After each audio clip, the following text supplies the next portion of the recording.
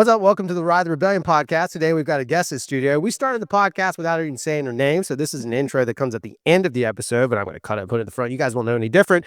With me, as always, is the man, the myth, the legend, the almost ultra runner, Dale Boyd of Dale. Almost ultra. That's fair. Aren't there on ultra too? I'm drinking ultra. That is good.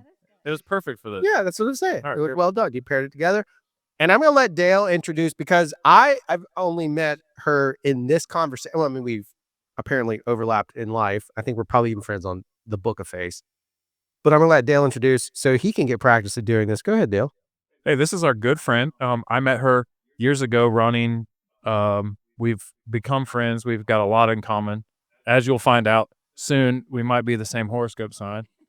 But this is our friend Emily, and she is local Mobilian and ultra runner and ultra badass. What's up? It's weird to do this intro at the end. It's like, I don't want to drop everything. That's me. All right, I'm killing it. That was perfect.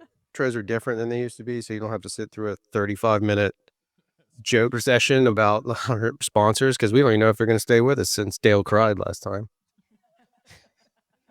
I mean, I got up there too. I think the problem was he asked me, and it's a very emotional topic for me, and then I set the entire vibe of it. So basically what we did was we just kind of changed from just strictly mountain biking to we don't like the conversations we have at trailheads and with people are not about bikes No. and taboo men conversations or just normal people.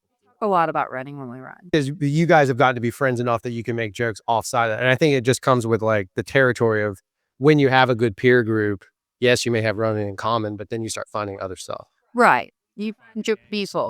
You find your gang. Yeah. Like I ran with Maggie today, and she just got a token for Leadville this year, which is a 100-mile race in Colorado. It's a very well-known race.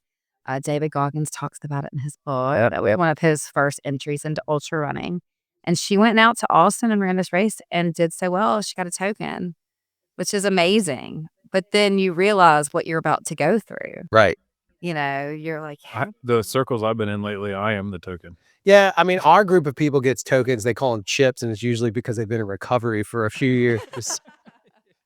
For people to understand that, I've already been recording, but for people to understand that, what is ultra run? So I know who David Goggins is because I listen to Andrew Huberman, right? Okay. And so I got introduced there, and of course Bro Jogans talked about it some too. But people don't understand that is a level of commitment that's not just running. I mean, you have to prepare for that for a while, right? Or it's almost like a lifestyle you have to adapt, right? yeah, it's definitely something you build constantly towards. Most people over a period of years. I think it was about a decade of me running before I got into the ultra. And an ultra is anything that's longer than a marathon. Right. So the official distance past a marathon is a 50K, which is about 31 miles. And then you go to 50 miles, then 100K, which is obviously double the 50K. So it's about 62 miles. And then 100 miles is kind of like the benchmark for ultra running. It's probably the most popular distance. Gee, Manetti. They're psychos. So what I don't understand about it is so you've done ultra, so you've done 31 plus, whatever, 31 point. Right, my longest distance so far is 100K. You've done 62 miles. I did it 2.5 weeks ago. 2.5 weeks ago, you did 62 miles. Yeah, New Year's Eve. New right? Year's Eve. Yeah. Where is that It happening? was in Birmingham. It was On hills in Birmingham too? It was on Oak Mountain. Holy God. Let's put in perspective real quick for the audience that may be here from mountain biking. I watched you knuckle turds struggle riding up the fucking hill. She's running up the hill. So while you guys are walking, she's going to run past you. And then, you might bomb it down the hill. That's insane. Did you go up the hills? Okay, so this was a 5-mile loop. Okay. And there was about 300 feet of elevation gain per loop. So I did it 12 times. So for Drew hates anything that is a loop. He can't stand it. Mentally, he goes crazy. So he would, by the first time when he saw the start finish again, he probably would have just crashed his bike. I would have, because he wouldn't have ran. He would have crashed his bike. I would have quit. Yeah. It's something about my brain going in circles. I don't even like to drive the same way home. I heard that story a long time ago about a Vietnam vet that does that, but I am clearly not a Vietnam vet. but it's just something about Right. I hate Just I hate the yeah, it's tough for me. I'm chaos. I love chaos. You do. So, like, I'm obsessed with feedback loops right now. Interesting. I know, you have a lot of time to like really get introspective when you start this kind of distance because your training runs on the weekend can be. I don't necessarily go by mileage; I go by time. So I might have a 10-mile run on Saturday, but my Sunday run might be 3 hours or 3.5 hours or 4 hours, depending on how close to a race I am. So it could look something like a friend joins me for an hour and then I'm by myself for an hour. I could be alone the whole time. So you really start to like break apart, why am I like this? What is driving me to do what most people can't even fathom to do. Like most people, I don't even want to drive that far, like, Yeah. and it's true. Most people don't, Right. but there's something where I just want to break those loops. I think Wanna- having done and no, I'm by nowhere comparing my ultra mountain bike racing to running, but I was on a bike for 7 hours by myself, and you get like, I got introspective, and that was said it on here, I think, plenty of times. I I had every emotion that there was. Like, Oh, I cried, well, I was mad. oh, every time. Every time I ran an ultra, I cry. Yeah, You feel elation. yeah, it's You get obviously you get the high once you hit a certain point and I'm out. You just get that rush of all of the good feel hormones. But those eventually wear off. And then you break down again and there's a lot of doubt. Am I gonna finish? Am I gonna finish in time? Am I gonna you have these little benchmarks in your head that you want to achieve. And then race day gets there and then you just gotta take it as it is. So you teed up like the most perfect interview question ever by asking it, so why? Why do you do it? So you're saying just you chasing that. right, but what is the why behind or what is you may not know the total why, but what's the catalyst to lead to the question of why am I doing this? Like what got you to that point? So I think I've been trying to figure that out myself. And so I guess you have to back up a little bit. I started running after I had my first child. I was a stay-at-home mom for the most part. I had a very small part-time job, but for the most part, I was, just a mom. And I never really found what I wanted to do career-wise. I tried a million different things. I was in sales for a while. I've worked in restaurants forever. I was in state politics for a little while. I tried to do PR.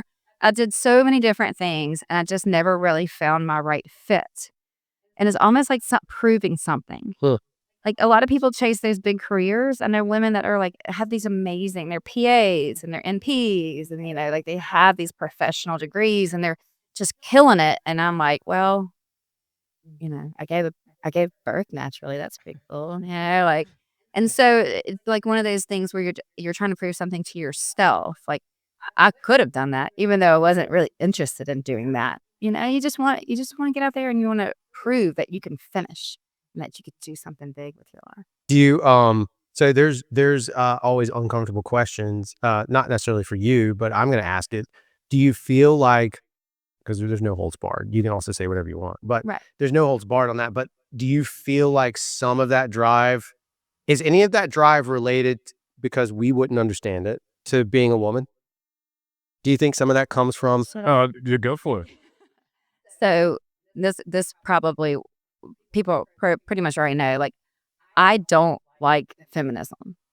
I just don't. I don't like the premise of it. I I think that there's a lot of really beautiful things about the feminine and about the masculine, about the synergistic nature between the two and how they play off each other. I've never thought I've had to achieve certain things in my life to be equal to a man or to show that I can do things. But in the same breath, I do, you want to still prove to prove that women can do really, really powerful things as well. Um, the interesting thing about ultra running is it's a women's sport. Now the races, you may see the dynamic is usually about 70% male to 30% female. But you're seeing more and more women enter endurance running and really thrive in endurance running, especially in their late 30s, early 40s, into their 50s and 60s. Whereas, traditionally women are done, and men too, are done in sport. What? 25, 26, maxing out, you know? I personally don't think we have the maturity level enough to do ultra racing in our 20s or 30s. Like, you want young people, right? Yeah. Well, and there's no doubt, like, I have talked about I've had pain in my life, but nothing because I was in the hospital with kidney stones, but I've had some That's serious time. some lower level pain, right? No, I mean, lower area pain, yeah. but nothing, from what I understand, it's the closest thing a male can experience to birth and the pain of it, because I had an 11 millimeter, it was a big boy, and they couldn't break it up, so I had to do multiple surgeries. Point is like, there's no doubt, and I watch it. So my entire company is, unfortunately for me, or fortunately for me, or whatever you want to take from it, it's all women.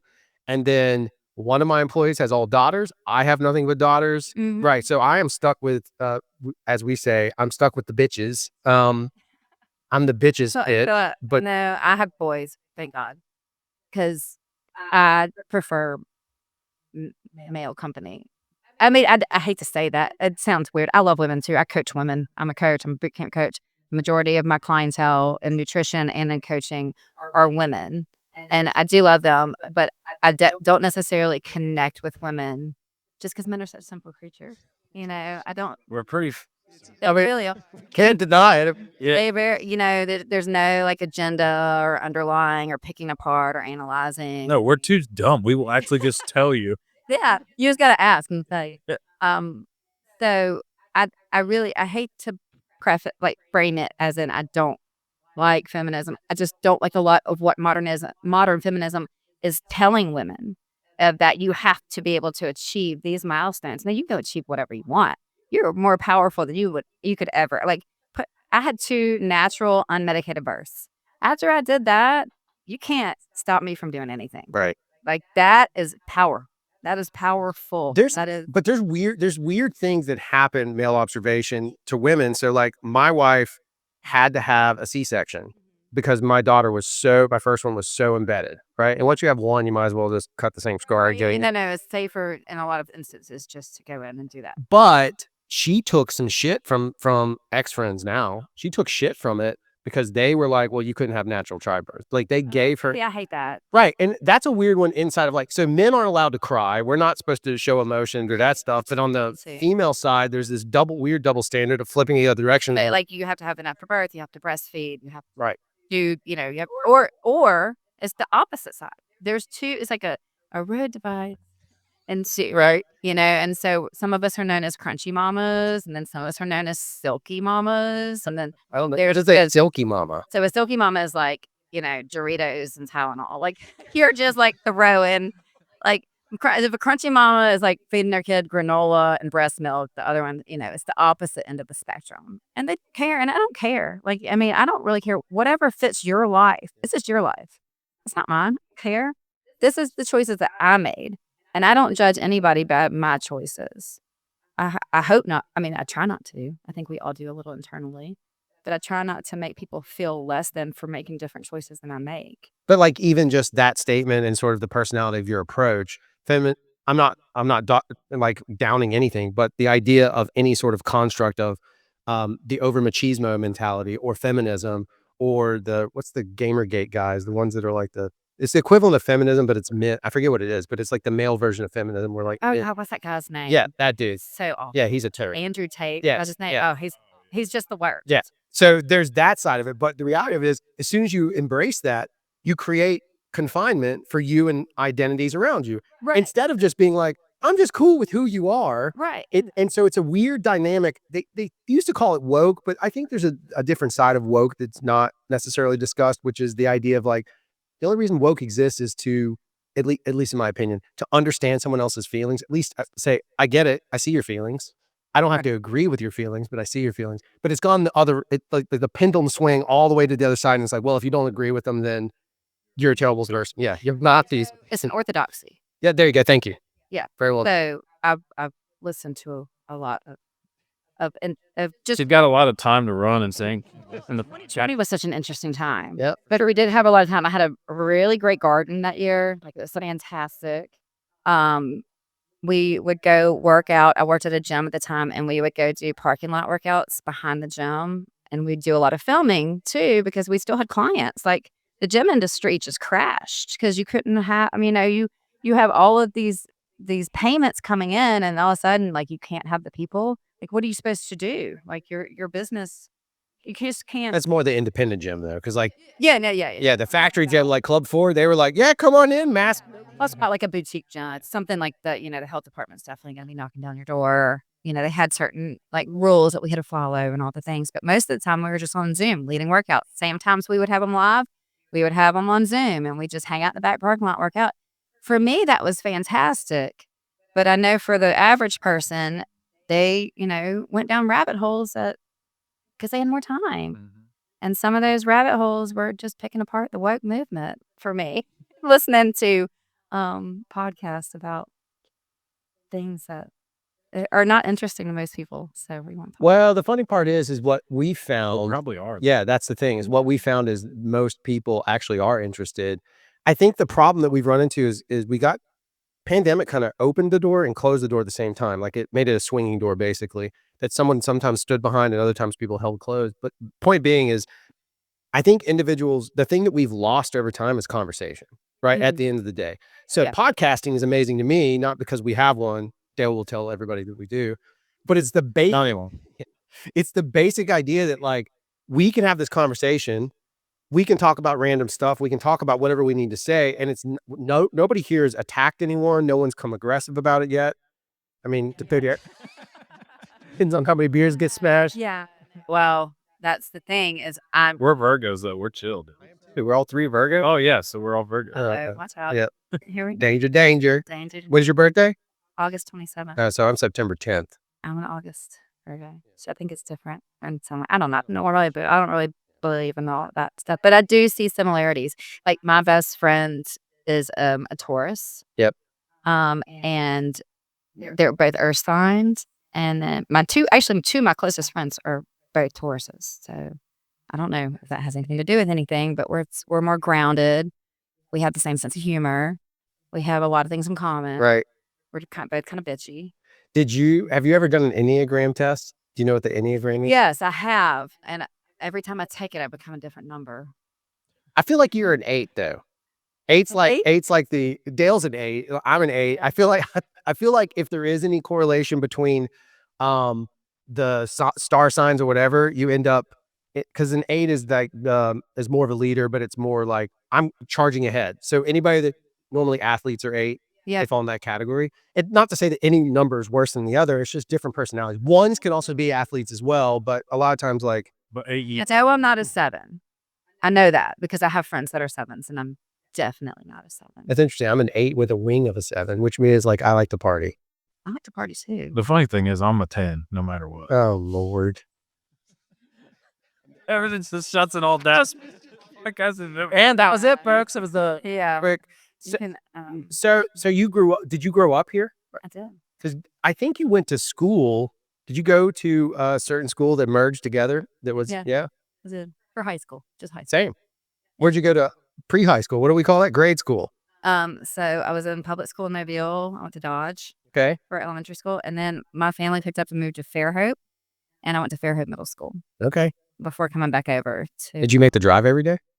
No, so my parents divorced. They got it. And my mom remarried in Mobile, and that's what landed me in that school. I guess we can say it. Let me ask you something before we say it. I had a chip on my shoulder for years from that school because I didn't fit in. Me either. Yeah, because I was like Uh-huh. punk rocky and just my own thing and all that stuff. Do you Yeah. feel like, as an adult now with kids, quality of education matters, See, it's a great education. right? So I think it's probably one of the best curriculums in Mobile. I can't argue that. My kids do not go there. They go. My kids do not eat. My kids, I do go to private school. Okay. I go to the rival Okay.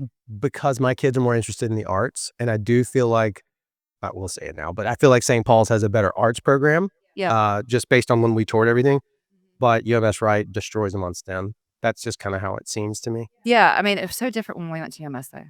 I think Oh yeah. it was a lot different. Yeah, it was way different. So what? So I don't want to age you at all. I'm 99.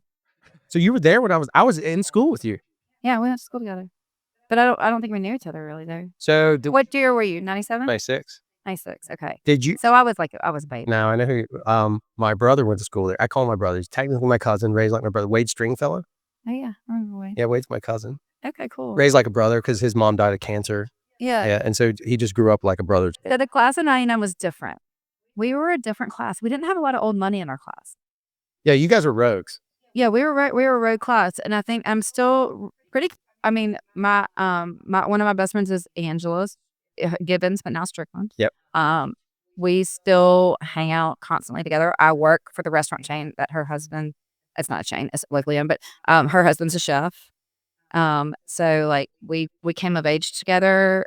She was a river rat. We had a good time, lots of partying, but we were more friends with McGill and Murphy. Same. So we didn't really fit in to that bubble. The bubble. You know the bubble. Oh yes, yeah. The bubble. Why I lived. And there's nothing wrong with the bubble. It's just not my speed. It's not my style. I have different, and I always have. I've had different priorities, I guess you could say. Yeah, no, it's fair. It's interesting because I grew up in West Mobile. Me too. Right. So I was out in Hickory Ridge. If you say you're in Hickory Ridge, it's gonna start getting real freaky. I was not. I was like Cody and Cottage Hill. That's where I am They're now. Not too far away. Yeah. Interesting. Yeah. So the reason that any of this matters to anybody to understand, Mobile is not a massive city, but No. there's a pocket of area, Right. an area called Spring Hill, and there's like I have lots of friends that live in Spring Hill that are not part. I live in Spring Hill. Right. But when we were growing up, that was like a status symbol. In some ways, it might still be, but it was a status symbol, all that, right? Yeah. And so there was a lot of like snobbery, the same snobbery we see now with Midtowners who won't cross over University, Yeah. which is my favorite thing. The interstate is too far. I can't even go past the interstate. Right. I live in Oakley. Those girls, I love them. They're so fun. They love to party, but man, they're not gonna like that. I'm not a feminist. Like when they go into that, oof.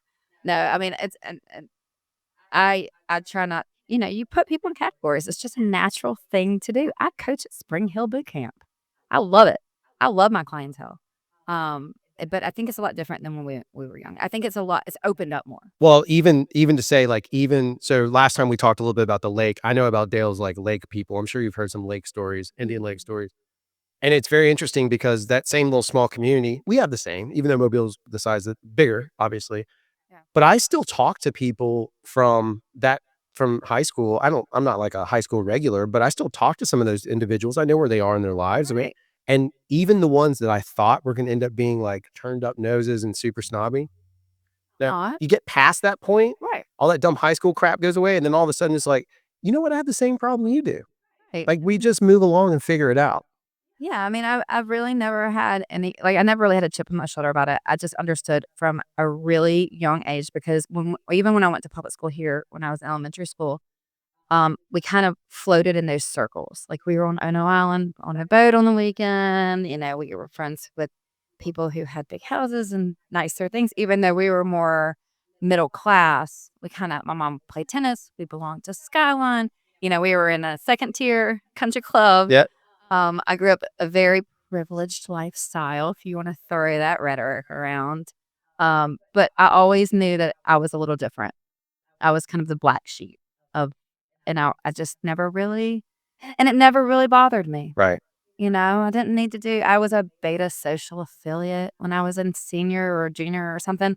But I never really felt the need to do that and to try to fit in. Right. I was too busy being so it's interesting. You were probably doing a better job of just being you. I did fall into the trap of punk rock. Now, I didn't care about the fashion of it, but punk rock has this category.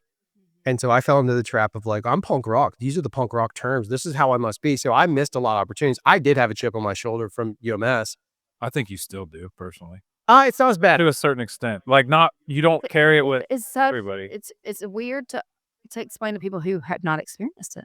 Because if you, Oh, I mean, it is such, and it's a bigger school now than it was when we went. Yeah. It was such an insulated community, and you were either in or you weren't. There was really no opposite in between there. On the last episode, if anybody hasn't listened to it, you should. But I said that I had a chip from basketball, and I wanted to prove all those people wrong that treated me like that. I feel like sometimes in business you have that, like, oh yeah, hey, look, bitch, I'm better. Like I'm good. Like I'm proving to you that I'm worthy of your whatever. maybe You that know what I mean? they're Not all- that not you're doing it consciously. Like you might subconsciously be doing it. No, it's a conscious thing, and hold your thought because you have a great statement coming up. But like, I think for me, I ended up yes, and I had a negative chip, like what Right. was actually causing maybe emotional duress to myself, Right. and then I got That's it. hired to shoot a video, a brand anthem for UMS, and so I had to go back, and Dr. Havard was still there, which was crazy. He did not remember me, but he remembered Jeff Worley, who was with has this big beard, saw through his beard, knew it was Jeff. It was crazy. That's crazy. So we shoot the whole thing, and then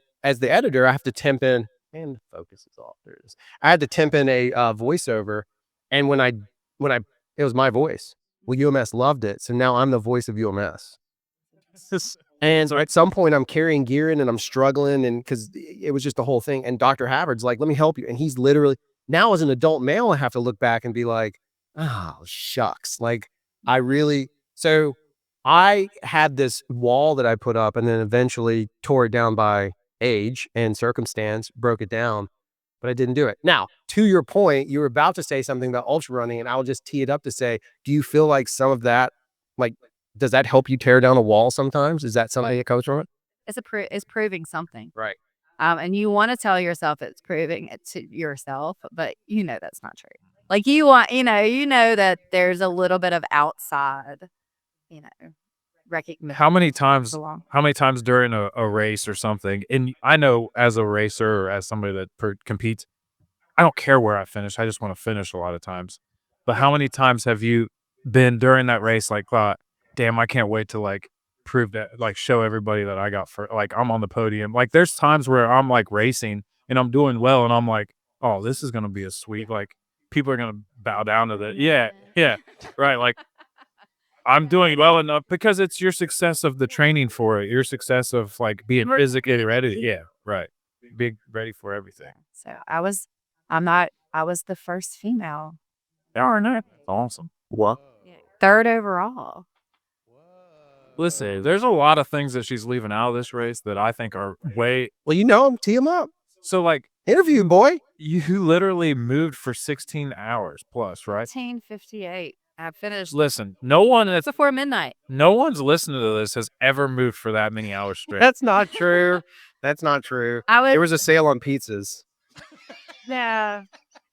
It's not something that most people would want to do. No. It was amazing though. So Drew and I talk about calorie burn all the time. How many calories did you burn that day? You would have to look. I don't know. It was probably about 4,000, 5,000. Good grief. Is I burnt 5,000 Friday. Right. But You're not not. that. I mean, I mean this very politely and candidly. You're not carrying the same amount of weight. She's very light compared to. Oh, yeah, it's true. I'm super fat. Man. It's not that you're fat. You're still tall. There's nothing to do with. Solid woman. First of all. Gotta be. That's quote every. That's her anti-feminist quote of the day. And I hate to put it that way. I'm not anti-feminist. I think there was definitely a time. There was a time where it predicted like women weren't even allowed to have like checking accounts, and that was like 50 years ago. Like yes, there was definitely a time. Oh, now they're using it as a crutch. Now I just feel like it's just such this rhetoric where it's just I don't know. It does not resonate with me. I just like firing Modern back up about it. feminism. Yeah, I know. I didn't even plan to talk about this today. Well, that's how the show works. We never really want anyone to plan on anything. We would rather you like.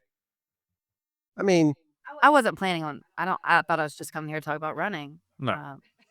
Good stuff. but it's a mechanism, right? So that's is. kind of the thing that's more fascinating to me is like I'll go ride solo. So I understand some aspect of the feedback loop. I'll go ride solo and I'll ride from my house in West Mobile all the way downtown and then back. And it's 30 something. It's your ultra.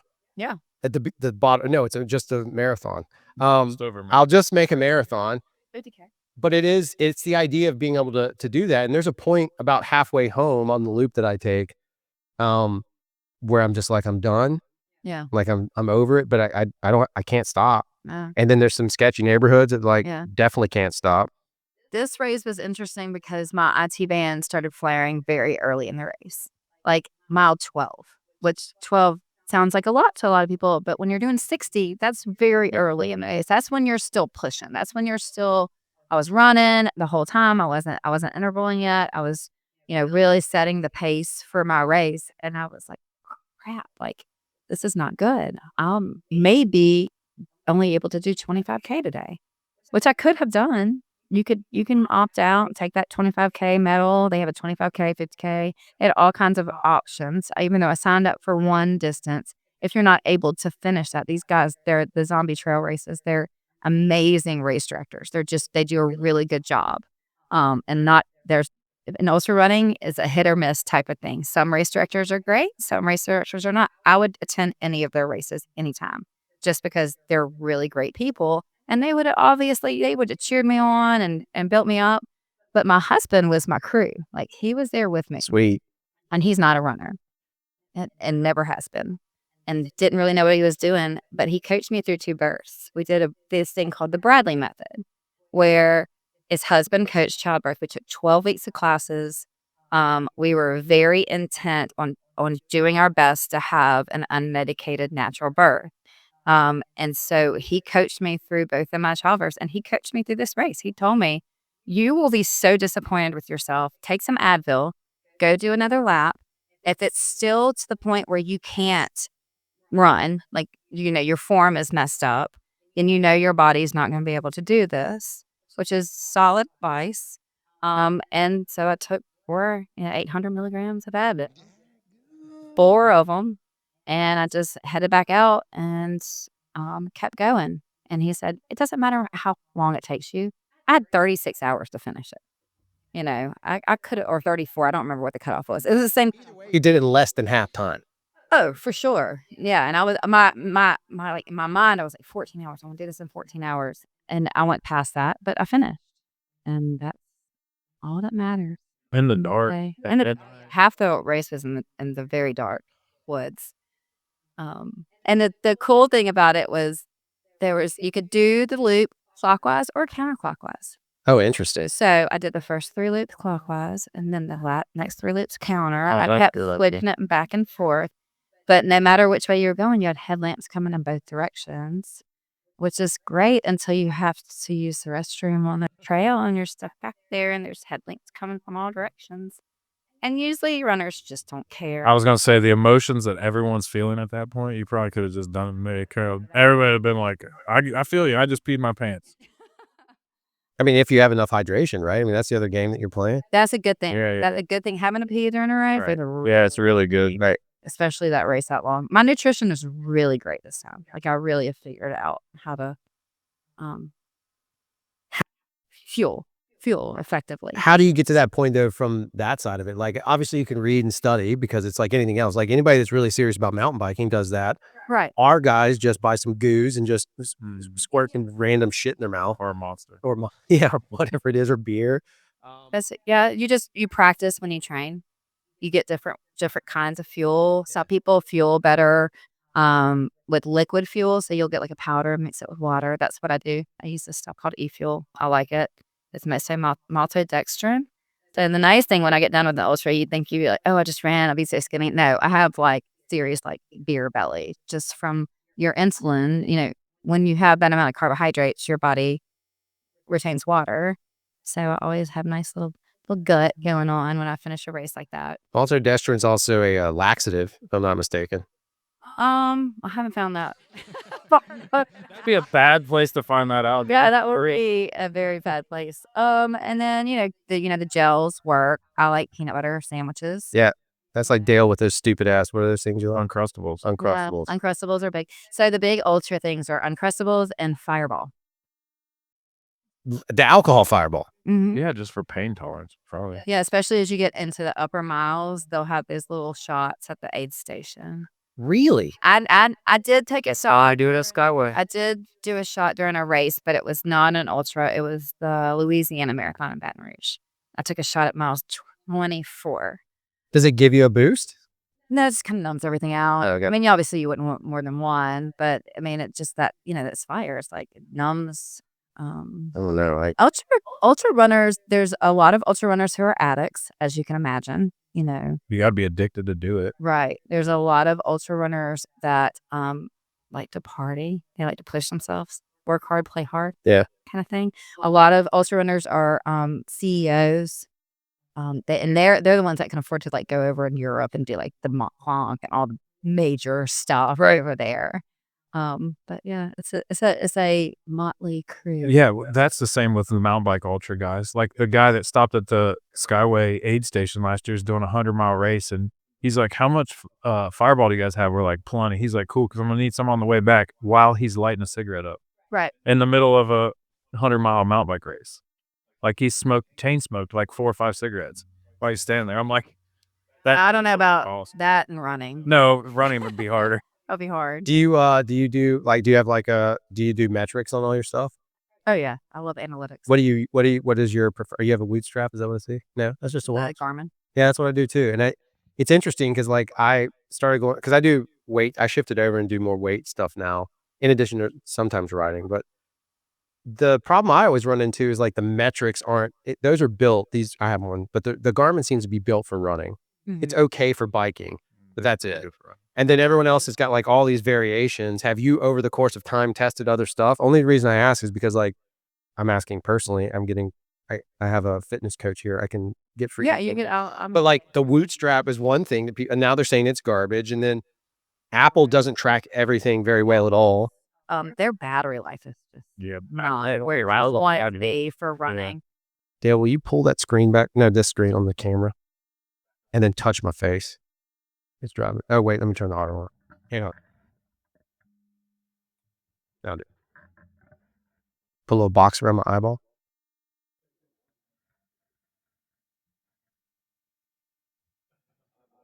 Oh, it looks pretty good. I can deal with it. Eyeball box. Thank you. Sorry. What? So when you pull that kind of metrics, how do you know if you're doing good? Like, what is your judgment for? So recovery is a big metric. Yeah. You want to see how quickly you're recovering. A lot of that is just feeling your body. You can't really watch your VO2 max. Yes. Is a huge one. I track that. I'm in like the top 5% of my age group, which I think is cool. That's rad. Yeah. And you lose age from that, right? Right. So according to that, I'm still in my 30s, which is cool. Crushing Crushing it. Mhm. Aging backwards. I like that. So I track, and it's not only just when I work out, like pace and everything is one thing. Heart rate. I do a lot of heart rate training. Yep. I try to stay low heart rate as much as possible. That's your endurance. That's where you're going. I mean, of course, I probably would do well to add more speed work in. But I'm built for endurance. I'm not built for speed. I've done road racing. I'm okay at it. It's just my body's just not built for speed.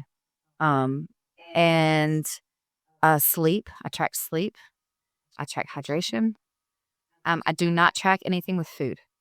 Really? I don't track calories. I don't track macros, because I've had a history where I had a lot of issues with chronic dieting. I come from a place. This is another point of pushing me. I had a lot of problems with weight issues, body image, and chronic dieting for years, and it was mentally not. I mean, it sent me into a deep depression. So I coach food freedom. That's what I coach women to have food freedom, to let go of all the rules, to give themselves permission to have whatever they want, but learn how to effectively fuel their body. So they feel good, they're not crashing, they're sleeping soundly, their skin's glowing. And a lot of that comes with breaking out of that low calorie, low carb mindset. Now, I find that men are, in general, do a lot better with the tracking, the analytics, Right. as far as food is concerned. They're not so emotionally involved. There are exceptions to everything. Some women are better with the analytics of it, but in general, women are more emotional where food is concerned. And so helping them to break out of that diet culture is like really what that's my jam. That's my passion. Like I want people to feel good in their skin and love their body. But I'm also like, I want you putting good stuff in it. I don't want you out there eating a bunch of junk, because it's just not gonna make you be your best. Yeah. So I mean, it's interesting because I did keto and I lost, of course, the initial burst of weight, and then Yeah, for sure. I was always hungry, so I ended up eating poorly because that's all high calorie if you're not managing it correctly. Oh, for So sure. I just calorie loaded, and I wasn't doing enough to offset. Even though I was riding and doing all this stuff, I didn't do enough to offset. Yeah. And then one I think it was last year, and then the kidney stones happened last year, which just pushed it. But in January, in December actually, I refuse to start things in January because I feel like what's the point? So I start them when it's the worst, when sweets are around. It's just a mental thing for me. That's my endurance move. That's a great strategy. So anyway, I tracked every single calorie, and I did that for an entire year. Yeah. And when I got to a point where I was like, I understand like I didn't understand the concept of like, well, I'll just get some almond butter. Great, almond butter. Until I would eat like 4 tablespoons worth, and that's like 450 calories. Oh, for sure. I didn't understand food density. No one teaches food density. Nutrient density. Yeah. Yeah, and once you understand that, like, I can make good changes choices. everything. Yeah, exactly. Now, I will say that I will make, not make, I ask my clients, or like right now we're in the middle of a challenge and I have certain challengers who are assigned to me. I want them to go in their kitchen and measure out a cup of lettuce and a tablespoon of Yes. or almond butter, or, a 6-ounce chicken breast. Or I want them to be able to see what that looks like. Yep. Because I can give you all the food plans in the world, but if you don't know Yes. to see and visualize and realize what you're putting into your body, it changes everything. And if you're putting real, whole, nutrient dense food in the proper portions, you're not going to feel the hunger. You're not going to have the crashes. You're not going to have the cravings. It's just getting past that first couple weeks, that toxic hunger. Yeah. And that's what it is. It's toxic. It's toxic hunger. It's your body used to a set point. Your body it's all biologically ingrained in us. We are ingrained to search for calories and to eat them and put on fat for the lean times. Well, hello, there are no lean times. We don't have to search for food. We don't have to search for food anymore. And a lot of times, the more higher calorie food is cheaper. Which that actually is that's like, I'm not political. I mean, I am, but I don't talk politics much in public. I'll talk to anybody about it, but I am kind of curious to see what Kennedy does, I'm a because big fan. that's someone who is very conscious of that kind of stuff. And if you look at it, I've talked about it before, even the last episode, I talk about part of my depression that led me to like very dark places. Some of it's artistic related and the struggle, some of it's the chip, but some of it was sugar. Sure. And I took sugar out of my diet, and it was like, whether that is real or a placebo, it does not matter. It's not, because it does light up the same areas of the brain that, opiates and the harder drugs light up. Sugar lights that up. Right. And so when you're eating so much of it, you crash off of it. Right. And that's a crash. And that's where most Americans live. They live in a constant sugar crash. And one thing that I hope RFK does is just help break the hold that these, big ag, it's big everything. Yeah. Right. They're all in cahoots. Right. It's like, if it's not big ag, it's big pharma. If it's not big pharma, it's big food. They're all owned by the same company. Yes. Like it's just this. It's a feedback. It's a cycle. It's the same cycle. And I hope that he's able to be successful. He's going to have a big fight on his hands. Well, the amount of stuff that they say about like him being cuckoo and crazy, great. But then was it red dye number 3 finally got? So if You're already seeing change. Yeah, they'll roll it out and act like it's not him. And so this is stuff that I've followed RFK for years. I've followed him for a very long time, way before before he put in his hat for presidency. And he's been very consistent in his messaging. And of course, the mainstream media, or whatever you want to call it, they're going to take some headline and paint him in a certain way, and people are going to mockingbird that. And it's just going to happen. That's the way our world works. And if you want to dig a little bit deeper, you can find the truth. Most people are just going to hear what they hear and just move on with their lives. But I like that it's shifting. I like that people are more aware of what's going on, because we were forced into groups. We had to use code words in social media for certain things. Because if we started talking about it openly, and shadow banning happened, and this is well documented. This is not conspiracy theory type of stuff. Like, I had friends lose accounts over posting certain things. You could not, and this has nothing. I won't even talk about vaccines, but you couldn't write the word vaccine on Facebook from about 2014 till the past couple of years.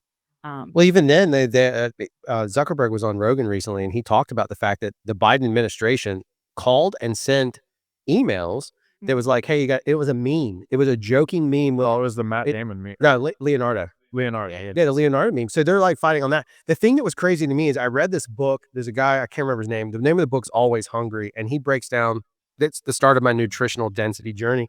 And one of the things he talks about, a whole chapter on this stuff about the sugar industry and how they came back around and said, hey, fat is bad. And I'm talking about all fat, even the good fat that even then they destroyed it. They were funded, they paid off these cardiologists and other individuals to make these statements. They literally paid them off. It's not conspiratorial, it's actual fact. Actually, you can track this stuff. I've known this stuff for years, and you're like screaming at the top of your lungs, and they're like, whatever, like that's that. Let me just go drink with that Coke. As I open another beer. Well, I mean, look, there's another. The craziest thing about what you're doing is, and secretly, I always look for confirmation. That's just a personal thing. Like I can read stuff online, but if I see another individual doing it, so the fact that you're conscious of this stuff is awesome. I watched a video recently. There's a YouTuber I love. He's a bulky dude, but he's really sarcastic. His name's Will something. But he had this lady on who spends $108 a month, and she's aging at 0.63 years per year. So like she is reversing. She's literally going backwards. She's 56. Her age is 30 something. Yeah. She is quite literally in a spot where $108 is nothing. A gym membership, vitamins. She doesn't do sleep hacking, but she does follow a sleep protocol. Okay. I've used that. I tested it again last night. I had a whiskey before bed, like within 2 hours before bed, and had a popsicle, which is like a yogurt, whatever. Yeah. And less than an hour before bed, sleep score 43. The night before, no alcohol, no food before bed, like an hour before sleep score 85. Yeah. So alcohol is a huge factor in sleep quality. Massive. I know. It's like one. It sucks. At it. It does. Yeah, but you know what else is a huge factor? Like Friday night, because I track mine as well. Yeah. Drew and I have these conversations all the time. Friday night, I played basketball until 11:30 p.m. Go home, take a shower, go to bed. My HRV was like 19. Like usually it's in the 40s or 50s because of like I was playing basketball. We're not supposed to do like extreme exercise. No, not right before you go to bed. Like it was my stress level. My stress level is usually like 19 to 25. It was like 40 all night. Yeah. See, while I was asleep. I think that's the stuff though that like so many people dismiss that, and I think it comes from two pieces, and it goes back to a lot of our conversation. It comes from a lot of people, they feel guilty. And I've been reading a book about, about like basically like owning it, basically realizing that this guy used a concept above the line, below the line. Above the line is taking steps to change something. Below the line is a pyramid of excuses that we all have. And we all end up below the line. Yeah. But I think the challenge is like, I think people get really stuck and frustrated and they feel like they're never going to do it and they don't have anybody. You still have to make the decision. The individual has to make the decision, so to speak. But being able to track this data, when you start to get progress, then you're like, wait a second, I am doing something. So that little stupid watch or that little friendly reminder, whether it's a Facebook post, doesn't matter. If you can check that against yourself, those little ticks are the ones that end up, that's one lap in your 100K. Absolutely. Right? And then you're like, I can keep going. Oh, my leg hurts. I'm going to pop 2,400 worth. Dude, it's just an 800. That's just like how you get the party started, right? Yeah. Shit the day in the life for 40-year-old, They like straw to snort it. She tried to come old. I was never into all that. She was burning so high, it just like it melted on her tongue and it was immediately in her system. It's like one of those things. Like if I was never wanted anything that was going to keep me from sleeping or eating. Oh yeah, so Coke's out. Coke's out. No, I don't need all that. But no, I think you're right. And so at the boot camp, what we do is we track muscle mass and fat percentage. We don't even really pay attention to weight. That really is. And please don't use BMI ever. No, we don't use BMI. So Right. we have a scale, an in-body scale, where you can have your metrics taken. And so what I tell people is like, I want to see this line go down and I want to see this line go up. We're not going to do it every week. We're going to do it every 4 weeks. And this time you're going to be consistent with one thing. We're going to start with hydration and sleep before we get into nutrition. Because if you're not properly hydrated and you're not getting good sleep patterns, I don't care what you're putting in your body. It's not going to be effective.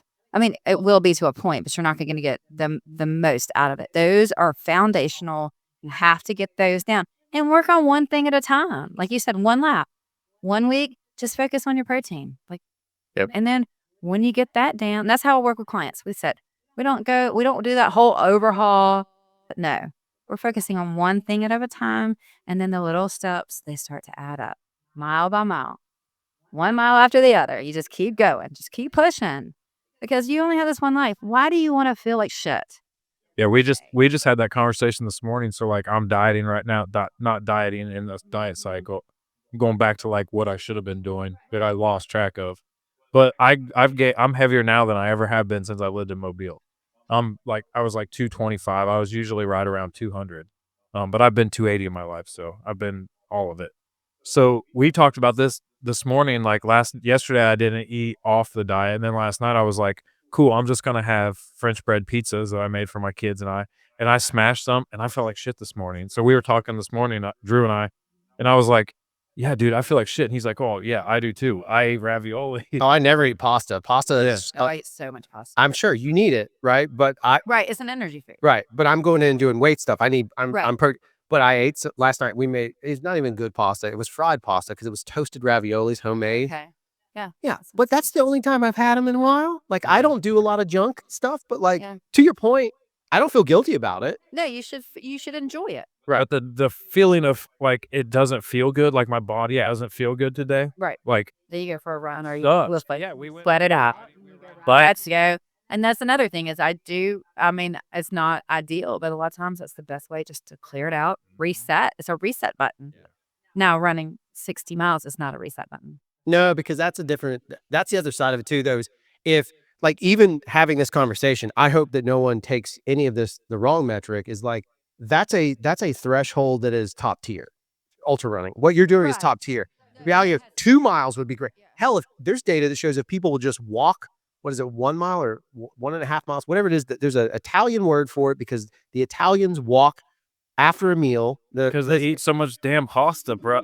They forgot. But their weight's way different than ours. It's not happening. Yeah, that's the other problem. I had friends go and they talk about like he's a big, bulky. I mean, he's a square. His body is square. He's so muscular. And he was like, dude, I ate so much pasta, I never felt full. I was like, wait. Yeah, so that they don't, and so what a lot of people don't understand about conventional wheat or wheat that's grown here is they use glyphosate as a desiccant. So they spray it before it's harvested with Roundup, essentially, and to dry it out before it's harvested. Well, that's got to have affected in some way. Oh, dude, Monsanto's slowly killing all. So Bayer bought Monsanto. But they're definitely killing. So now you can get your aspirin. Yeah, good. That's full sun. That's the theme of this show. Yeah, we just run it all the way back in a circle. Oh, I'm full of information that can ruin your day. But yeah, I mean it's the same thing. Like walking is ideal. Running if I wanted to be lean, I would not choose ultra running. Interesting. There's Because you got a carb load, right? I mean, So much. I was eating 2,500 to 3,000 calories, and not really tracking it, but just knowing my body. A day, the first 3 weeks, 21 days up to the race, you're eating So much. and I couldn't get it in all in food. I was actually eating like Shakes and things like that. I mean, like 15 to 1,600 calories a day, right? You're in deficit mode though. Yeah, I'm full blown up. And I'm getting there. It's taking me a couple of weeks because my body still wants that calorie count. Oh yeah. But I'm not doing that output because I had to work. I had to rest for a couple of weeks. I'm still I have a very active lifestyle, so I coach boot camp. I bartend. I wait tables. I work in a restaurant. I have 2 kids, and I also run. So Yeah, that brings me to my next. there's not a lot of chill time. These are questions that we can't answer. But if I wanted to be lean, if really that was my goal, It's sprinting. I would do more a speed workout. I would lift heavy, and then I'd add in some kind of sculpting like Pilates or bar or something of that nature. And then I'd eat just really nutrient dense real food. That would change my body completely. Huh. But that doesn't. No, I love to lift heavy. Don't get me wrong. I've worked out with the same trainer for years. He challenges me. He programs. He's one of the reasons I've been successful in ultra running. So I didn't start ultra running until my 40s. It's not something. You're not very far in them either. Yeah, Right. he's like, acting like You don't you definitely, and I mean this like not being, oh no, what happened to my camera? Is it down? It's still on. Am I? It just decided to hate me all of a sudden? I thought you're number 2. Oh, you're right. I pushed the wrong button. Thanks. I'm the shits. You're right. I don't know where I was going. Dale, you had a question. Go ahead.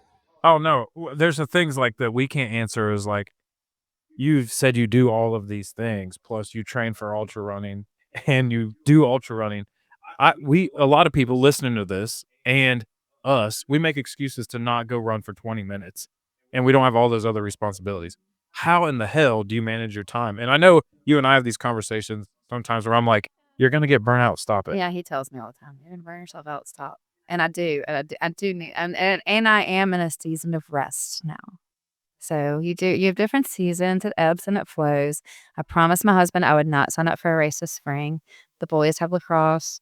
A lot of the tournaments are out of town, so that's a big responsibility. So I won't. Last year I pushed through that Yeah. season, but I wasn't coaching boot camp. Oh, The yeah. boot camp, my friend took over a boot camp in August, and he needed a coach, and I'd been a coach on staff as a nutrition coach, but I'd never coached the classes, and it's like the most fun thing you could ever do in your life. For me, not everyone would agree, Right. but I love everything I do, so it doesn't feel like I have to manage my time.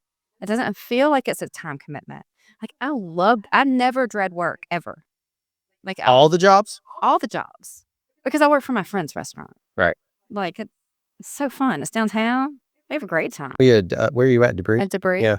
Yeah. So fun. I meet people from all over the world. I just chit chat with people all day. I've met people. So how important, so this gets into what he's kind of saying, but to tie it in, because that's how I don't think about it. Like I was up here editing a demo reel earlier. Like I don't think about, I need a separate space. I can't work at home at all. Like it's impossible Yeah, I for can me. understand that. So I have to have a separate space, and it's a creative flow thing. But how important, not just for ultra, but for everything that you do, obviously you're cognizant of it. How important is mindset? And then what do you do to overcome that shitty day? Like how do you, or how do the you negative mindset or the doubt. Because doubt is what I think a lot of people can't overcome. Yeah. Think of the Virgo. Yeah, I think it probably It's the 8 thing. You're just like, fuck it, I'm gonna just do I'm it. just gonna do it. Oh, No, most of my So I will say I did 75 hard. I did 75 hard before I ran my first marathon. And talk about a mindset shift. That's mindset is ultra running is not, it's physical. Yes, you have to train for it. You have to get your body ready. But at the end of the day, it's 100% mental. It's about believing you can do it. And we hold ourselves back so much. Our minds hold us back from achieving so many things, whether it's fear of failure. I think that's a huge one. Or it's, just not believing that you can do something. And then when you do it, it's like the world just opens up and you can create your own reality. And I wish more people understood that. Yeah. You are holding yourself back a lot of times. There are situations where you're being, and held back by others. But once you learn that you are the creator of your own destiny, it sounds so cheesy. What's it? It sounds so crunchy. I- No, it doesn't, because Crunchy before it's cool, man. my thing is like, I think, and you can't tell anybody to do this. They have to find it. And some people don't have the personality. I mean, I have a bunch of artists. They're all over the place. And then I have account service people like Morgan, president of my company. She's more like you. She's like, will kick in the door. She worked in the food service industry. She was a manager. She understands that that's chaos on a stick. She can just deal with all that, has a family, kicks ass. Then I have Justina. She does her own thing. She's Justina. We just let her be who she is. Yeah. But then there's the weird artist people that make sense. The reality of it is, though, for me, when I accomplish something, I set out a goal for this business. We hit it last year per Morgan's help. I mean, I realized real quickly I'm not the boss. The biggest thing I've learned is like finding out that I'm not an ultra runner, for example. I'm just not built for speed. I could train to a certain point, but it's just not. I'm also not a great mountain biker when it comes to jumps and doing all. It's just not. No matter how much I try, it's not there. Right. But I found what I enjoyed about that hobby. I found what I enjoy running wise. I know what my process is from running, and I have something that does make it enjoyable. I guess where I'm going with it is I think a lot of times people set benchmarks. The hardest thing is to admit I don't have to be at your standard. That's what I need to be at my standard. Right. And I think if we could somehow teach people to find their own standards, to your point, then people start unlocking new stuff. But then there's a downside to it. And the downside to me is as soon as I get it, I'm already thinking about what's next. So like I never get to celebrate, and I'm trying to do that this year, is be more present in my successes, because we did what we did last year. I thought that was never going to happen. And it was a financial benchmark for my company, which meant more money for my team and lots of other stuff. That's good. Right. But I don't even care anymore. Like I didn't even celebrate it. I moved on. Like it doesn't matter to me. I'm on to the next phase. And I think it's that chasing part. So it's to me, it's like being present is one portion, but also knowing that like there's some things I would love to have a giant client. Like I'm talking about, I've had Starbucks before, but like having Starbucks, I don't know if I really want that. I don't know if that's right for me and my company. That's not right for our brand. It's that mindset side of it too that I think is often overlooked. It's not a failure. It's understanding how to win at the best game possible. So I have two things. Get it. Okay, so when I coach nutrition, I coach bio individuality, and I think that kind of translates into Yeah, for sure. everybody is like one person's perfection is another person's poison. That's why dietary theory is dietary theory.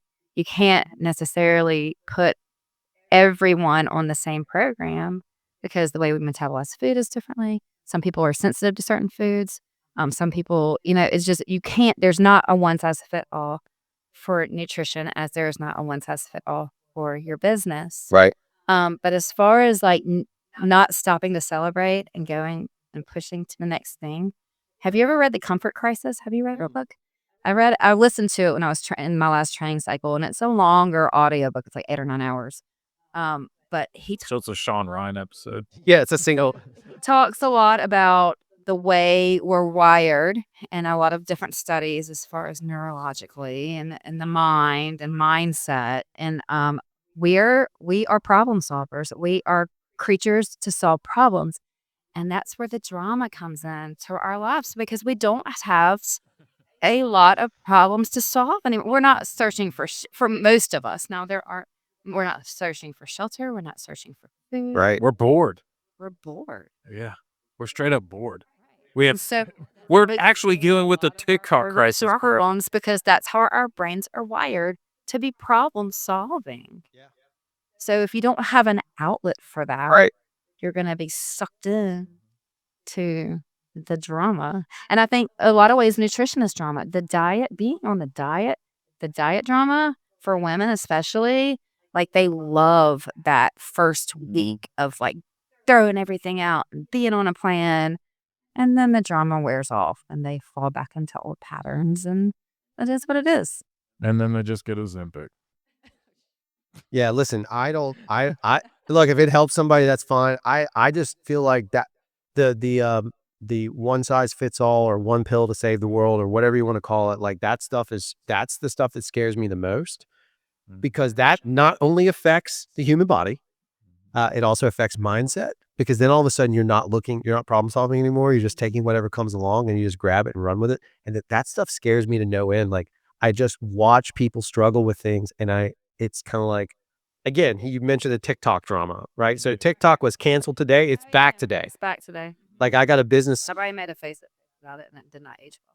Right. Mine didn't either. Did you see mine with the empty Tic Tac? It literally a Tic Tac container that was empty. And I said, I'm marking myself safe from the Tic Tac drama. Oh, maybe I did see that. Yeah, it was a stupid humor. One of the best things about being so busy, I just don't have a lot of time to like scroll. I put content out, but I don't have a lot of time to I'm saying soak in content. I make content for people who don't look at it. I think the danger, some of the danger, look, there's a lot of, I guess there could be some goods from social media, but I think there's also a real danger, and certainly in your world. And I feel like as a father of daughters, I feel like for young ladies, there's some for boys, but I don't see it firsthand.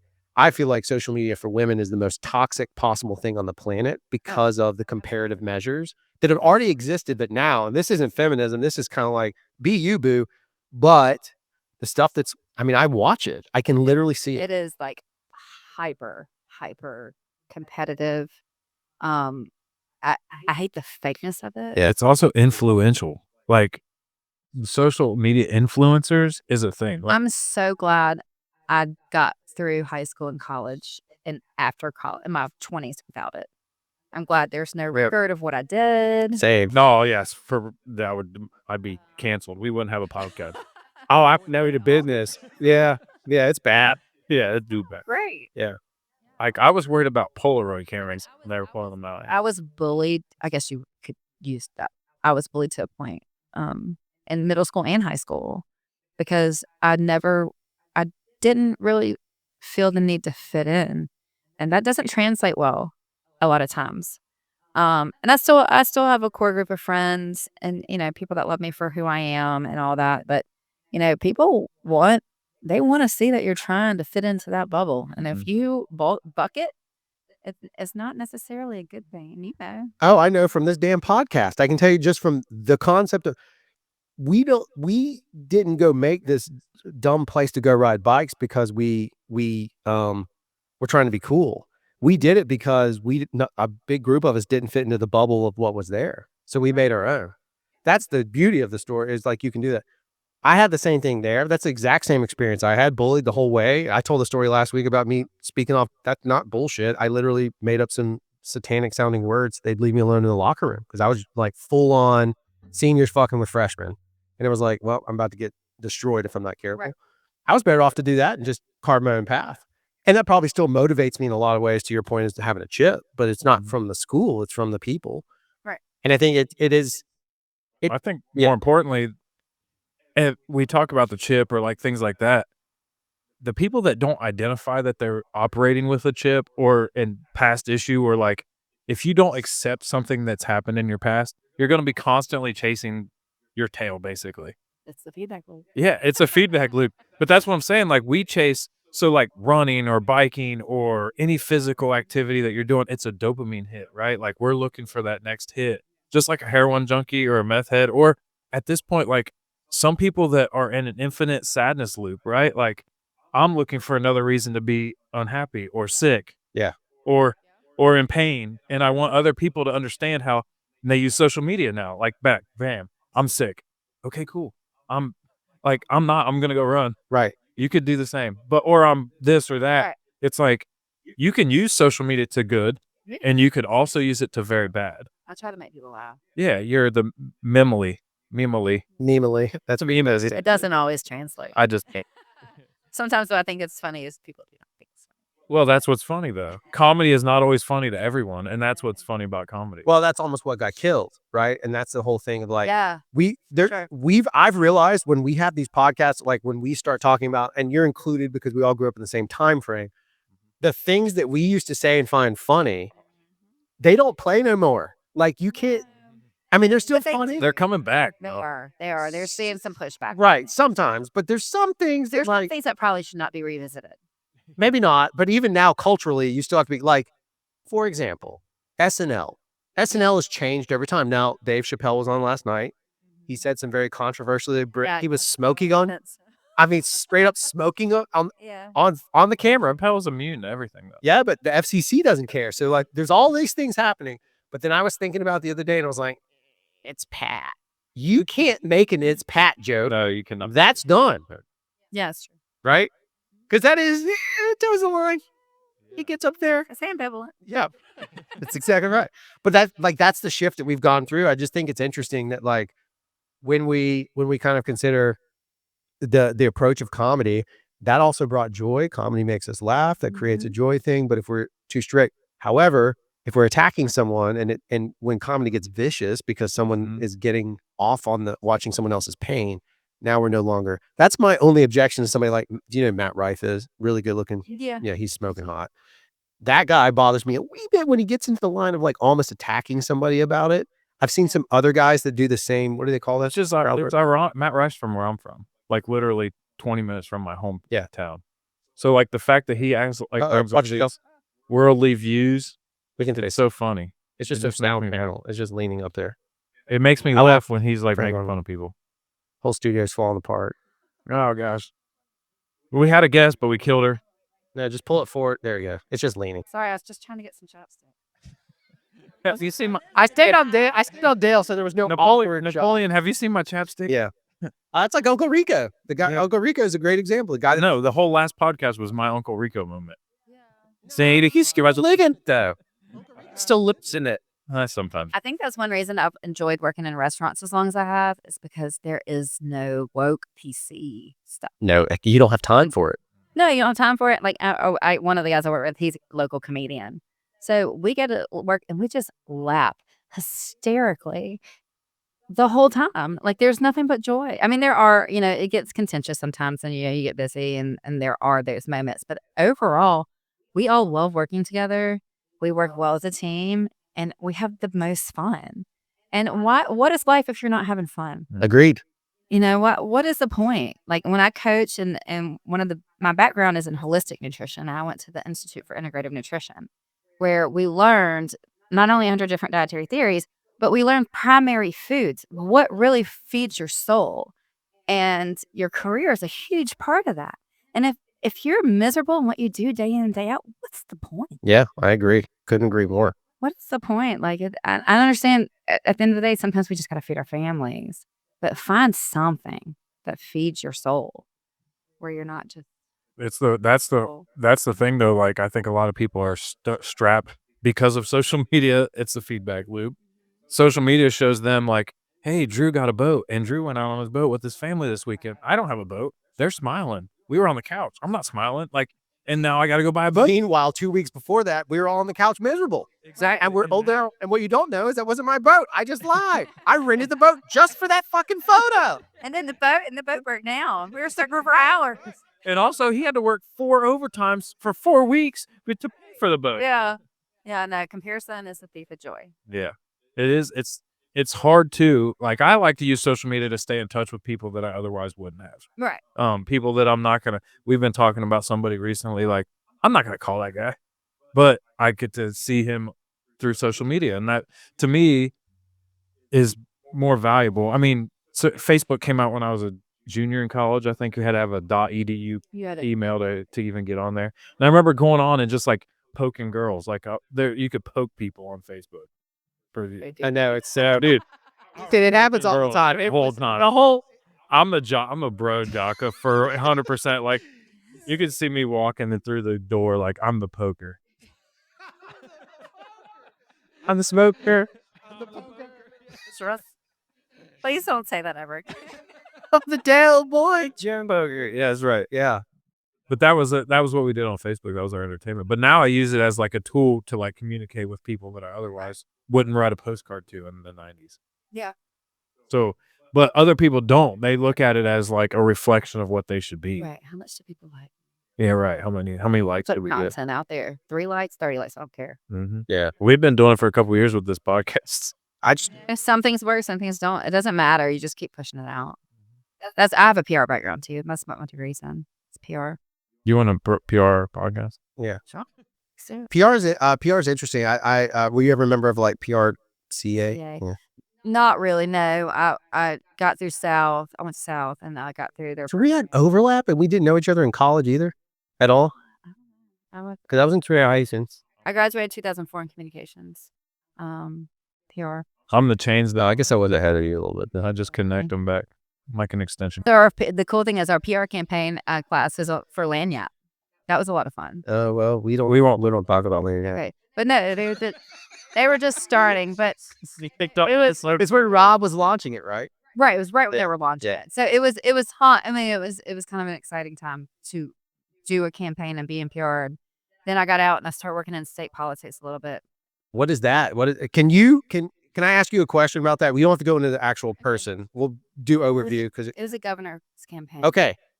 We talk about this, and I've worked on them from the advertising side, and we ran a campaign. I keep telling everybody it's not real. It's sports ball. To these individuals, they are playing a sport, and it's 100. They will talk shit, be assholes 100%, and then the next day, that's the next game. They're looking at somebody else. It's so fake. 100%. That's why I lasted like 2 cycles, and I just worked the campaign. Like I wasn't going into Montgomery between or doing anything like that. I was just one of my friends. Her grandfather owned a prominent PR campaign PR company down here that ran government, local government, state government campaigns. And they kind of brought me in to, call people and signage and wave signs at the battleship and, just be a face and talk to people about the talking points. And I just tell everybody all the time, like, that's why I don't get upset about like, say whatever they want. None of it's real. Oh, it's so a soap opera. Yeah. 100%. And we saw with Trump and Obama just chatting away because they're boys. They know they're going golfing. I mean, maybe what they did to Kamala is interesting because that feels like there's a bunch of dirty-handed, like, baseball in there, like some really nasty stuff. They could have picked a better one, I think. She's just and I have nothing. I mean, I don't really care at the end of the day. Yeah. You know, I think local politics is way more important for your day-to-day life. Right. You should pay attention to what's happening in your city council, your county commissioner. Like, you need to know who these people are, what they're doing, how they're using the funds. Like, that's important. But man, she just really didn't do a very good job. Yeah, I think Communicating. yeah, from a PR standpoint, I Yeah. tell him this all the time, like, they made so many PR errors, They really and then content errors, like her content errors were set up in such a wrong, like, just knowing that side of it. And then it's little things like Trump's first campaign, as stupid as it is to some people, they don't realize the genius of it in this way. When he put up YouTube videos, they shot them all anamorphic, which is where you'd have the black bars on the top and bottom. right. However, in YouTube, if you upload the video without the black bars, meaning you actually call the pixel size out, it resizes the browser. So if you're watching a video that's full screen and a Trump ad would come on, it would resize your browser and get your attention again, or your television or whatever. It forces it. So just that little metric, whether that tips the scale, no, but that's what works. Same way Obama, brilliant campaign that they ran. Very great. First social media guy, right? Fantastic campaign. And they flipped the whole script. Hope and what is it? Hope. Hope. Yeah. Yeah. Well, you're about to go to Shepherd Ferry and say obey. I don't know. You know, I have a shepherd. That's one of my son's names. No way, for real? We named him after a shepherd. For real? Yeah. He's like one of the greatest artists ever. Like, there's great documentary. Do you know who that is?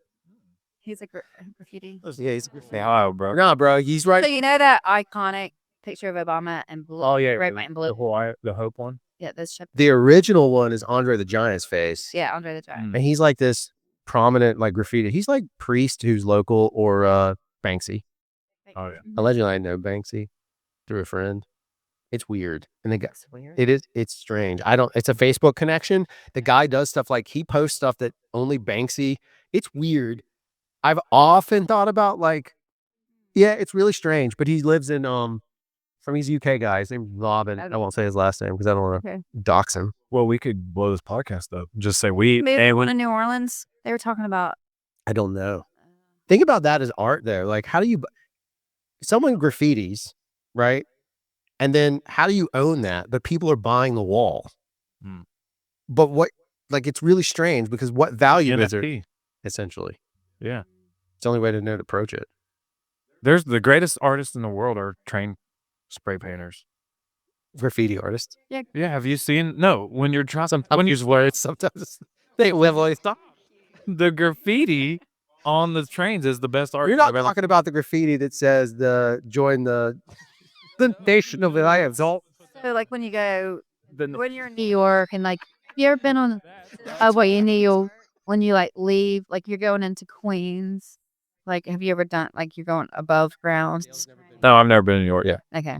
So it's amazing. Yeah. Graffiti is. No, I'm just talking about if you're stopped at the train track, like the train cars going by, like whoever's doing that, those dudes are really good artists. Well, the other challenge with that stuff is they're doing it in a short amount of time. Right. Because they're going to get caught. Right. And the other ones, and whenever I'm on the highway, I look in like overpasses, like they had to hang upside down or something to paint some of that stuff. Yeah. It's crazy. Yeah, it's not, I don't have that skill set, so it's never been, I can't draw a straight line. Like, all I can do is, I could film the people doing it. I just don't have, and she could promote it apparently and then tell them how to run faster. She could train them to run faster to get away from. Yeah, or run a long, long way. Yeah, that's fair. What is your, what does your 2025 look like? Because obviously you've done some planning. It says it's seasons of rest or a season of rest. How long is that season? So, rest really doesn't start till Lent because I'm coaching a challenge to the boot camp right now. And then I go straight into Mardi Gras downtown working. So that's a crazy time. Yeah. It's so fun, but it's so crazy. So like my first official day of rest is, March 5th? Yep. Lent. And then I'll start through the summer running series that we always do. I'll start training again. And then I want to do a 100-miler in the fall. I don't know which one yet. I'm looking at a couple different, I want to travel. I like to make it a I think. I get it. So I'm looking at a couple in Texas, some in Florida. We jumping over snakes in Texas, jumping over alligators in Florida. Yeah, I think Arizona's really cool. Lots of meth. It'll be fun. One day I would love to do like one of those 200-mile races. Holy, do you stop? You have to stop. So with those, yes, there are naps. Well, That's what. some of the more like crazy, like those guys, I don't even know where they get the stamina endurance. So they don't really stop. I mean, they're done in a few days, but most of the cutoffs for like a 250-mile race are 4 to 5 days. So you'll do 50 miles a day. You'll take a power nap, fuel, and go back out. Obviously, they call it power hiking. You're not doing you're doing some running, but you're not running the whole way. There are people that do, but the majority, I'm a back of the pack kind of person. I wouldn't be trying to place on the podium. I would just want to finish it. Southern States is the one I have my eye on. It's a 200-mile race. You have 4 days to finish. Cheese and crackers. Yeah, if you do that, like I want to figure out how to like document it, because like to me, people don't understand the training. Oh gosh, the training is leading up to it. It's got to be harder than the race because of the It's time time commitment. You're doing a lot of back-to-back long runs. So your weekend for people are like, so you're doing 10 miles one day, you're doing 20 miles the next day, or you're doing 24 miles and you're doing 12 miles. So you're just training your legs to. Because for real, like if you're a divorce attorney and you're not sitting at the end of like Ironmans when they finish, for real, you could just get paid. Like people get divorced after Ironman training Oh, I can imagine. because they're just gone for I months. promised my husband that I wouldn't do anything this spring. Yeah, I get divorced. We're like in that sphere or whatever. Yeah, We're kind, but you have to work with your spouse. Like I can't be like, oh, I'm going to do that. No, no question that. You have to have that open conversation. They're like, this is a big time commitment that's important to me. And he's a very supportive husband. And right now he's playing hockey. I was gonna ask if he has a hobby, because like So his guys have hobbies. yes, his thing is roller hockey. nice. Obviously, they don't play here. Well, he has a small little league here. So if anybody wants to play roller hockey, please reach out, because I would love for him to play in Mobile, but he has to drive to Pensacola to play. Yeah. They play on the beach, and they have their rink, and they have jerseys, and they have teams, and members of the Ice Flyers come out. That's pretty awesome. Yeah. And so he loves it. He's not from here. He's clearly a Yankee if he loves hockey. Well, no, he's from California, but he grew up in Ocean Springs, actually. And they have a huge roller hockey Oh wow, presence there, a lot of youth leagues. I wouldn't have pegged that at all, because like I wouldn't have that. But it's because there's a lot of probably Northerners living in. Well, it's the beat. Yeah, It's the basic. military. Yeah, that makes sense. Yeah. Yeah, it's I was gonna ask, like, what's the trade-off of balance? Because I think one of the things that people run into a good bit when you have a passion hobby that drives it. So work obviously is very important to me. Work's important to you. That keeps us busy. You're a mom, which is a full-time job. I learned during the for sure. pandemic. Like, that's no shit. Hmm. Dale's a full-time mom.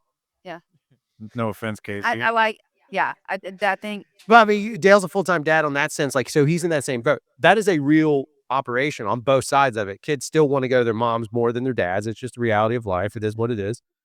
But I think the balance of a hobby is crucial. And so if you look at like what you guys are like, I guess that's where I was going, is like, how do you balance it out with him? Because if you're getting to go do all this stuff and then he has hockey, I think the other hard part is a lot of times people get into fights over this stuff because one person feels neglected over the other.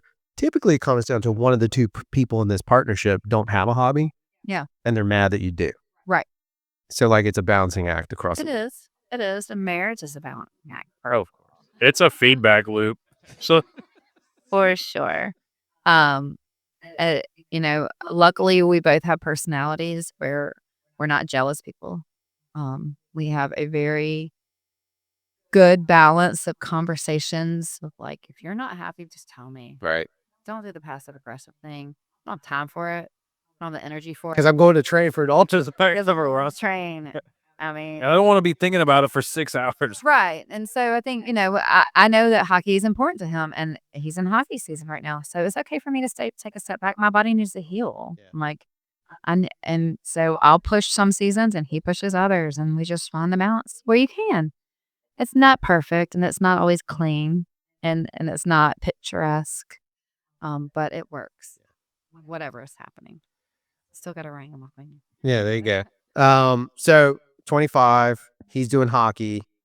What's the rest of you got Lent, And then I'll training 100 miler. Yeah. Which is it'd be so it fun. not for the faint of heart. It sucks. It sucks. And we do hills in the summer. So we do hill training on Sundays. And I was like, it's weird. That's how we met. Yeah, it is Just how we met. And Enduring the pain. enduring the pain. And it's not pretty. Is that Holler at the Dollar? Holler at the Dollar. Holler at the Dollar is a training. I thought you guys just walked a couple of feet and then started drinking. Dude, I run 7 miles is the shortest I'll run at home. Right. I've done the big baller loop is a 12-mile loop. Dude, here's the worst run ever. If you're a Mobilian, you'll understand this. Aaron takes me on it. We do it once a year for Holla, but it is Hillcrest to Three Notch to Solly, Solly to Cottage Hill to Hillcrest, and then back. The hills are insane. It's 10 miles. And I don't do that one, especially alone, just because the traffic is. Yeah, traffic is terrible. And there's not sidewalks once you get to. No, there's no sidewalks on Solly. There's none on Three Notch either. Yeah, that I've ridden my bike out that way. It's scared. And it's one of those things where you come back to the male-female dynamic. Being a female runner is way different, especially if you're talking about running pre-dawn. Not like I try to stay with groups. I try not to get off the beaten path too much, just because you have to keep that in the front of your mind. It's a reality of life. As much as I wish it wasn't, and you'll see those Instagram posts like, no woman should have to fear running alone. Well, I'm sorry, you do. How about this? Stop putting low cut booby shots on the Instagram so that these pervy dudes are fed that. The algorithm feeds it to them. It does. And then if they're bad people, there's running girls. What's that? Yo, do On running.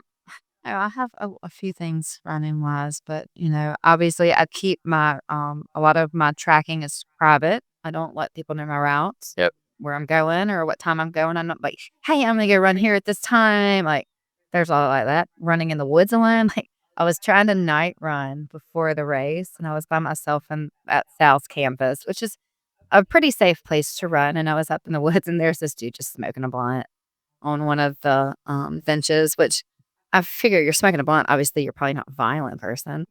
Yeah, so I don't want to be alone in the woods by myself at dark.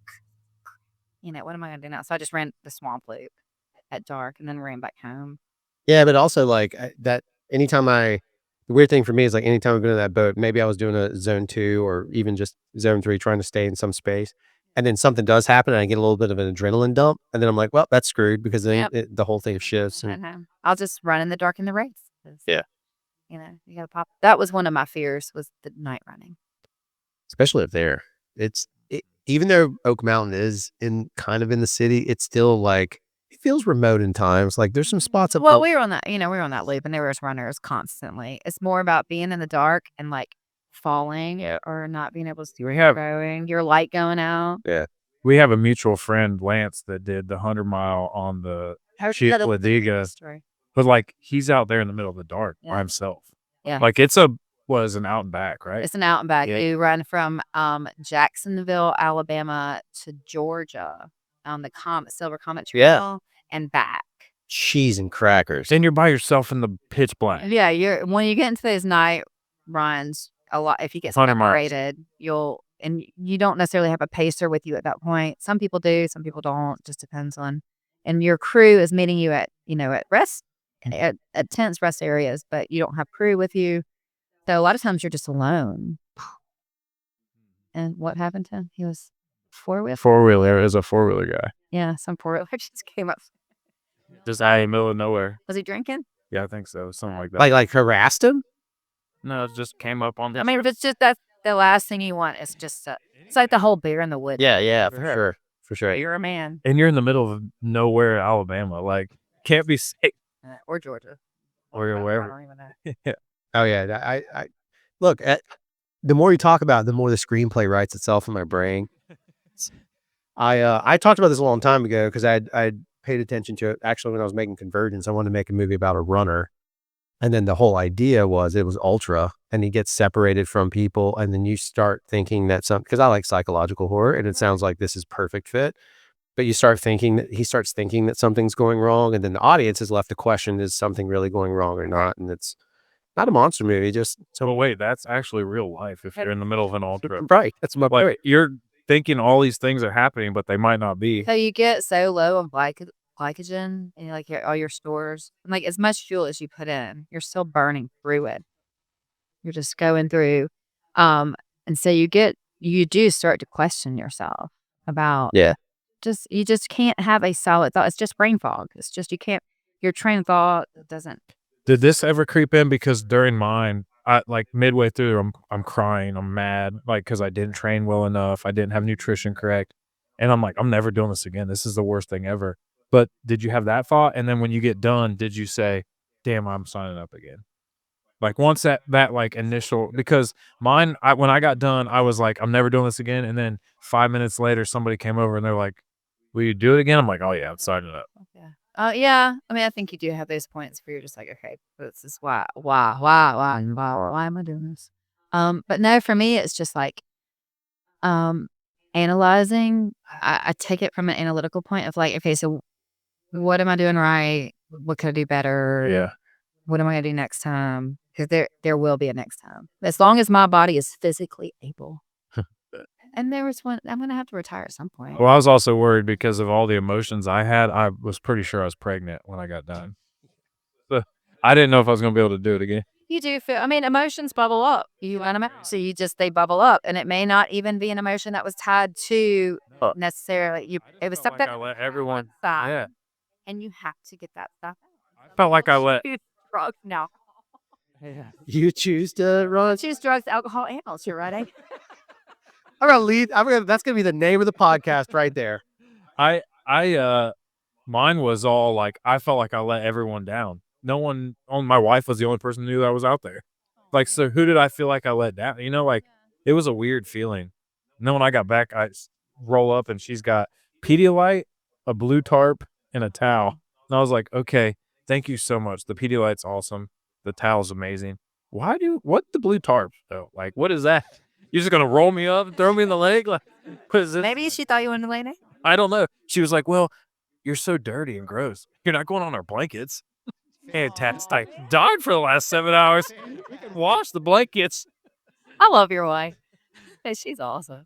So passive aggressive. Let's go back to that. That's good. Yeah, so I will say, I thank you for being on. You're the fourth or fifth female that's taken the plunge into actually being on the show. But I think more importantly, like I value what you say just because one of the challenges that we have or what we've tried to talk to people about is always encouraging somebody to just find out, figure it out, research, do your own thing. And I think everything you said is super valuable. I'm not gonna ever run like what you did, but it's super badass and I appreciate that. And it's humbling to know that human beings are doing that. And much less having talked to one. It's kind of like the same way when we have anybody on. I just find it fascinating. If anybody wants to, and this is your shameless plug moment, if anybody wants to sign up for your classes, Okay, yeah, I got it. shameless plug away. Shameless plug it. Should we introduce her? We never even said who she is. Nah, No, okay, fair enough. we probably should. All right. I'm not gonna edit it though. No. Yeah, so there's 2 spots if you're more into the personal training, slower, heavier lifting, come hang out with us at Pack Training. As a group setting, training. So it's like personal training, but it's a lot more affordable. And there's a great group dynamic that goes along with it. But if you like high intensity interval training or you don't know what it is, I highly recommend you come try us out at Spring Hill Boot Camp. I'm coaching. I coach a lot of Saturdays. That's an open workout. People can just come try it out. No commitment. Just come hang out with us. Come sweat it out on the blue mat.